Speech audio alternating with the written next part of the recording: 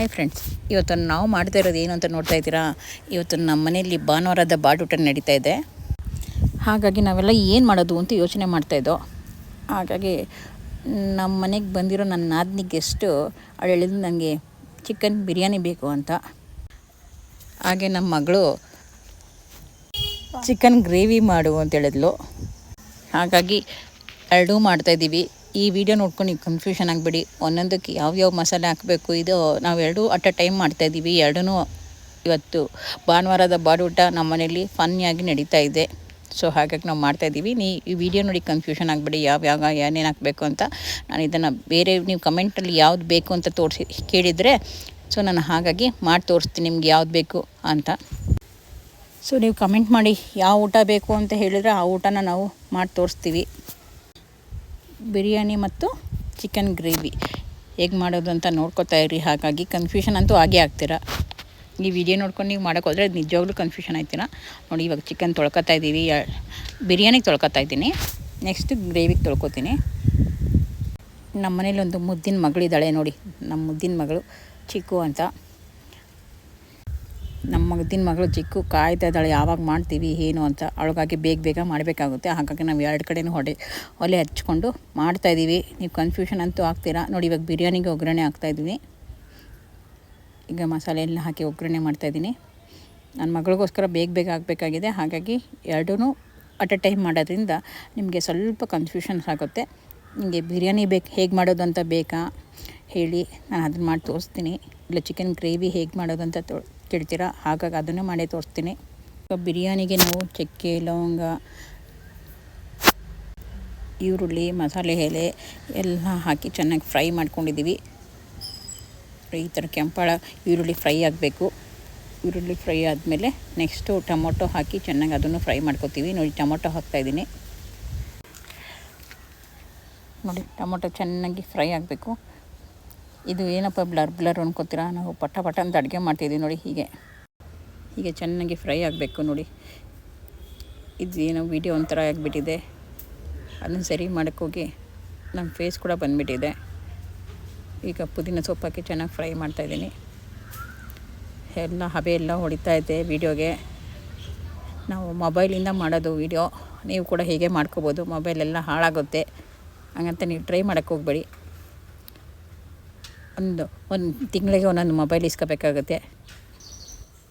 ಯಾರೆಲ್ಲ ಯೂಟ್ಯೂಬ್ಗೆ ಈ ಥರ ಟ್ರೈ ಮಾಡ್ತಿರೋ ಅವರೆಲ್ಲ ಹೊಸ ಕ್ಯಾಮ್ರಾ ತಗೊಂಡು ಕ್ಯಾಮ್ರಾದಿಂದ ಟ್ರೈ ಮಾಡಿ. ನಾವು ಹುಡುಗರು, ಹಾಗಾಗಿ ನಾವು ಮೊಬೈಲಲ್ಲೇ ಮಾಡ್ತಾಯಿದ್ದೀವಿ.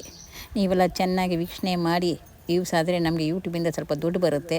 ಆ ದುಡ್ಡು ಬಂದಾಗ ನಾವು ಕ್ಯಾಮ್ರಾ ತಗೊಂಡು ಚೆನ್ನಾಗಿ ಒಳ್ಳೊಳ್ಳೆ ವಿಡಿಯೋ ಹಾಕ್ತೀವಿ. ಅವಾಗ ಇನ್ನೂ ನೀವು ಹೆಚ್ಚಾಗಿ ಮಾಡ್ಕೊಂಡು ತಿನ್ಕೋಬೋದು. ನಾನು ನಿಮ್ಮ ಪ್ರೀತಿ ಭಾಗ್ಯ, ಬಡವ್ರ ಮನೆ ಹುಡುಗಿ.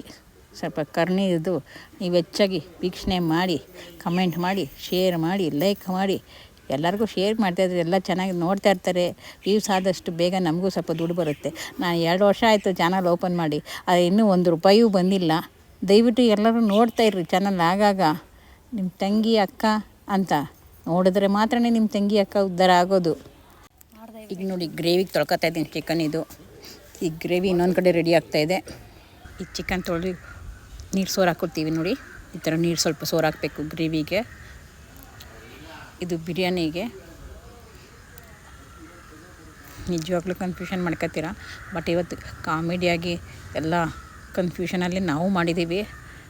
ಅವಳೊಂದು ಹಾಕೋದು, ನನ್ನ ನಾದಿನಿ ಒಂದು ಹಾಕೋದು, ಮತ್ತು ನಾನೊಂದು ಹಾಕೋದು ಮಾಡಿ ಯಾವುದಕ್ಕೆ ಯಾರು ಹಾಕಿದ್ದೀವಿ ಅಂತ. ಬಟ್ ಟೇಸ್ಟ್ ಮಾತ್ರ ಅಲ್ಟಿಮೇಟ್ ಆಗಿತ್ತು.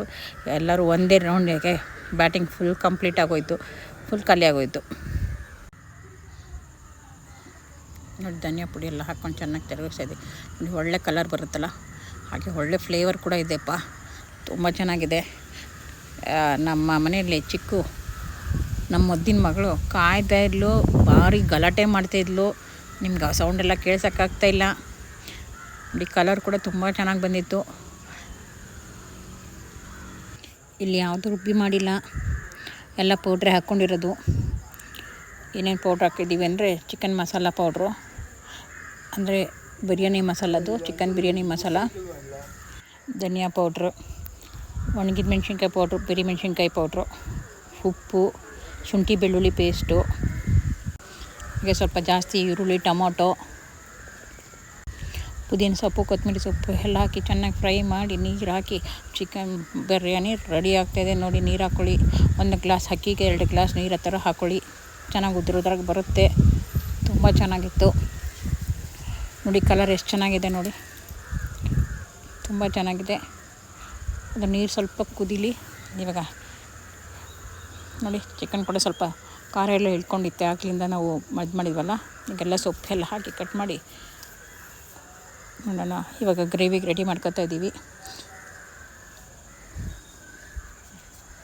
ಈ ಕಡೆ ಗ್ರೇವಿಗೆ ಒಗ್ಗರಣೆಗೆ ಸೋಂಪು ಈರುಳ್ಳಿ ಚೆನ್ನಾಗಿ ಹಾಕಿ ಫ್ರೈ ಮಾಡ್ತಾಯಿದ್ದೀವಿ. ಸ್ವಲ್ಪ ಕೆಂಪು ಭಾಳ ಉರಿರಿ. ಆಮೇಲೆ ಚಿಕನ್ ಹಾಕ್ಕೊಂಡು ಚೆನ್ನಾಗಿ ಫ್ರೈ ಮಾಡ್ಕೊಳ್ಳಿ. ಇದಕ್ಕೆ ಸ್ವಲ್ಪ ರುಬ್ಕೊಂಡಿದ್ದೀವಿ ಮಸಾಲ. ರುಬ್ಬಿರೋ ಮಸಾಲ ಹಾಕ್ತೀವಿ ಗ್ರೇವಿಗೆ. ಸ್ವಲ್ಪ ಇದು ಬರಬೇಕಲ್ಲ, ಸಾಂಬಾರು ಥರ ಗ್ರೇವಿ ಹಾಕಬೇಕಲ್ಲ, ಹಾಗಾಗಿ. ಆದರೆ ಬಿರಿಯಾನಿಗೆ ಯಾವುದೇ ಕಾರಣಕ್ಕೂ ಏನೂ ಹಾಕಿಲ್ಲ ನಾವು, ಗ್ರೇವಿ ರುಬ್ಬಿರೋದು. ಇದಕ್ಕೆ ಉಪ್ಪು ಹಾಕಿ ಸ್ವಲ್ಪ ಅರಿಶಿಣ ಹಾಕಿ ಚೆನ್ನಾಗಿ ತಿರುಗಿಸ್ತಾ ಇದ್ದೀನಿ.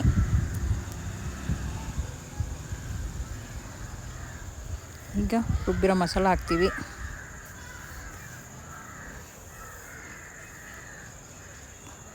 ನೋಡಿ ಈ ಥರ ಎಣ್ಣೆಯಲ್ಲಿ ಉಪ್ಪು ಹಾಕಿರೋದ್ರಿಂದ ಚೆನ್ನಾಗಿ ನೀರು ಬಿಟ್ಕೊಂಡು ಹಾಗೆ ಇದಾಗ್ತಾಯಿದೆ. ಈ ಕಡೆ ಬಿರಿಯಾನಿಗೆ ಚೆನ್ನಾಗಿ ನೀರು ಮಳ್ತಾಯಿದೆ ನೋಡಿ. ಅಂದರೆ ಮಸಾಲೆ ಎಲ್ಲ ಹಾಕಿ ನೀರು ಮಳ್ತಾಯಿದೆ. ಈಗ ಅಕ್ಕಿ ಹಾಕ್ಕೊಂಡು ಚೆನ್ನಾಗಿ ತಿರುಗಿಸ್ಕೊಳ್ಳೋಣ. ಅಕ್ಕಿ ಚೆನ್ನಾಗಿ ತೊಳೆದು ನೀರೆಲ್ಲ ಸೋರಿಸ್ಕೊಂಡು ಹಾಕ್ಕೊಳ್ಳಿ. ಹಾಗೆ ಒಂದು ನಿಂಬೆಹಣ್ಣಲ್ಲಿ ಹಿಂಡ್ಕೊಂಡು ಬೀಜ ಎಲ್ಲ ತೆಗೆದ್ಬಿಟ್ಟು ಹೀಗೆ ಒಂದು ನಿಂಬೆಹಣ್ಣು ಹಿಂಡ್ಕೊತಾ ಇದ್ದೀವಿ. ನಿಂಬೆಹಣ್ಣು ಸ್ವಲ್ಪ ಹಿಂಡಬೇಕು, ಚೆನ್ನಾಗಿರುತ್ತೆ, ಟೇಸ್ಟು ಡಿಫ್ರೆಂಟ್ ಆಗುತ್ತೆ. ಈಗ ನೋಡಿ ಕುದೀತಾ ಇದೆ. ಈಗ ಸ್ವಲ್ಪ ಮೊಸರು ಬಡೆ ಹಾಕೋಣ. ಮೊಸರು ಹಾಕಿ ಸ್ವಲ್ಪ ಮೊಸರು ಹಾಕಿ ಚೇಸಿದ್ರೆ ಚಿಕನ್ನು ಸ್ವಲ್ಪ ಸಾಫ್ಟಾಗಿ ಬರುತ್ತೆ, ತಿನ್ನಲಿಕ್ಕೆ ಟೇಸ್ಟಾಗಿರುತ್ತೆ. ಎಲ್ಲ ಆಯಿತು. ಇವಾಗ ಲಿಡ್ ಕ್ಲೋಸ್ ಮಾಡಿ ಒಂದು 2 ವಿಷಲ್ ಹೊಡ್ಸ್ಕೊಳ್ಳೋಣ. ಈಗ ಬಿರಿಯಾನಿ ರೆಡಿ ಆಗ್ತಾಯಿದೆ, ಆಗೋಯ್ತು ಅದಕ್ಕೆ ಸಮಸ್ಯೆ. ಈಗ ಗ್ರೇವಿಗೆ ರುಬ್ಬಿರೋ ಮಸಾಲೆ ಹಾಕ್ಕೊಂಡು ಚೆನ್ನಾಗಿ ತಿರುಗಿಸ್ಕೊಳ್ಳೋಣ.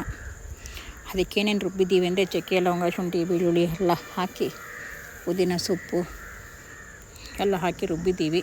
ಮೊದಲು ನೀವು ನೋಡಿರ್ತೀರ, ಕನ್ಫ್ಯೂಷನ್ ಆಗಿರ್ತೀರ. ಮೊದಲೇ ಹಾಕಿ ರುಬ್ಬೋದು ತೋರಿಸಿದ್ದೀವಲ್ಲ, ಅದರಲ್ಲಿ ಅಷ್ಟೇನೇನು ಎಕ್ಸ್ಟ್ರಾ ಏನೂ ಹಾಕಿಲ್ಲ. ಟೊಮೊಟೊ ಎಲ್ಲ ಹಾಕಿ ರುಬ್ಬಿದ್ದೀವಿ ನೋಡಿ. ಅದು ಕೂಡ ಗಟ್ಟಿಗಾಗಿದೆ. ಬೇಕಂದರೆ ಸ್ವಲ್ಪ ನೀರು ಸೇರಿಸ್ಕೋಬೋದು. ಅದು ಒಂದು ವಿಷಲ್ ಹೊಡಿಲಿ ಅಂತ ಅದು ಕೂಡ ಕ್ಲೋಸ್ ಮಾಡಿಟ್ಟಿದ್ದೀವಿ. ಇವಾಗೆಲ್ಲ ರೆಡಿ ಆಯಿತು ನೋಡಿ. ವಿಷಲ್ ಹೊಡಿತು. ಈ ಕಡೆ ಬಿರಿಯಾನಿನೂ ವಿಷಲ್ ಹೊಡಿತೈತೆ, ಈ ಕಡೆ ಗ್ರೇವಿನೂ ಹೊಡೆದಿದೆ. ಇನ್ನೇನು ರೆಡಿ ಆಯಿತು. ಗ್ರೇವಿ ಅಂತೂ ರೆಡಿಯಾಗಿದೆ. ಅದು ಕೂಡ ಅಲ್ಟಿಮೇಟ್ ಆಗಿತ್ತು, ತುಂಬ ಚೆನ್ನಾಗಿದೆ. ಭಾನುವಾರ ಅದು ಬಾಡೂಟ ಬೆಳಗ್ಗೆನೇ ರೆಡಿ ಆಯಿತು ನೋಡಿ. ಈ ಕಡೆ ಬಿರಿಯಾನಿ ರೆಡಿ ಆಯಿತು. ಎಲ್ಲರೂ ಕಾಯ್ತಾ ಇದ್ದಾರೆ, ಮನೆ ಫುಲ್ ಎಲ್ಲ ಕಾಯ್ತಾ ಇದ್ದಾರೆ ನೋಡಿ. ಹೇಗಿದೆ ಬಿರಿಯಾನಿ? ಮಸ್ತಾಗಿದೆ ಅಲ್ವಾ? ನೋಡಿದ್ರೆ ತಿನ್ನಬೇಕು ಅನ್ನಿಸ್ತಾಯಿದೆ. ಸ್ಮೆಲ್ ಅಂತೂ ಬೇಡ. ನಮ್ಮ ಮುದ್ದಿನ ಮಗಳಂತೂ ಕಾಯ್ತಾ ಇದ್ದಾಳೆ. ಅವಳು ಬೇಡ, ಅವಳು ಸವಾಸ ಅಷ್ಟೊಂದು ಇದು ಜೋರು ಮಾಡ್ತಾಯಿದ್ದಾಳೆ, ಬಿಡ್ತಾಯಿಲ್ಲ ನಮಗೆ. ನೋಡಿ ಹೇಗಿದೆ. ಈ ಥರ ಎಲ್ಲರೂ ಸೇರಿದಾಗ ಈ ಥರ ಎಲ್ಲ ಮಾಡಿಕೊಂಡ್ರೆ ತುಂಬ ಚೆನ್ನಾಗಿರುತ್ತೆ. ಈ ಥರ ಎಲ್ಲರ ಮನೆಯಲ್ಲೂ ಜೊತೆ ಸೇರಿ ಎಲ್ಲ ಫ್ಯಾಮ್ಲಿಲೂ ಒಟ್ಟಾಗಿ ಈ ಥರ ಮಾಡಿಕೊಂಡು ತಿನ್ನೋ ಮಜಾನೇ ಬೇರೆ. ಇವತ್ತಿನ ದಿನ ಹೇಗೆ ಹೋಗುತ್ತೆ ಅಂತಲೇ ಗೊತ್ತಾಗಲ್ಲ ನೋಡಿ.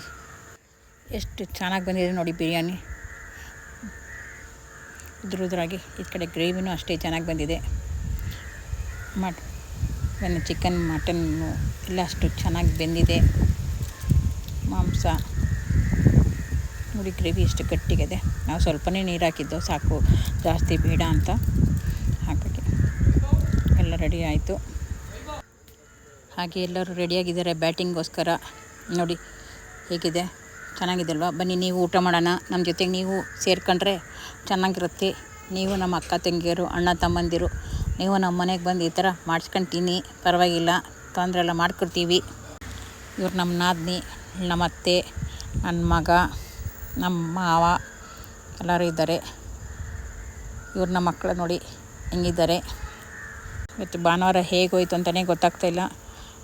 ನೋಡಿ ನಮ್ಮ ಮುದ್ದಿನ ಮಗಳು ಇವತ್ತಂತೂ ತುಂಬ ಚೆನ್ನಾಗಿ ಎಂಜಾಯ್ ಮಾಡಿದ್ದೀವಿ. ಭಾನುವಾರ ಎಲ್ಲ ಆಟ ಆಡ್ಕೊಂಡು ಮನೆಯಲ್ಲಿ ಈ ಥರ ಎಲ್ಲ ಎಂಜಾಯ್ ಮಾಡ್ತಾ ಇರಬೇಕು. ಈ ವಿಡಿಯೋ ನಿಮ್ಗೆ ಇಷ್ಟ ಆಯಿತು ಅಂದ್ಕೊಳ್ತೀನಿ.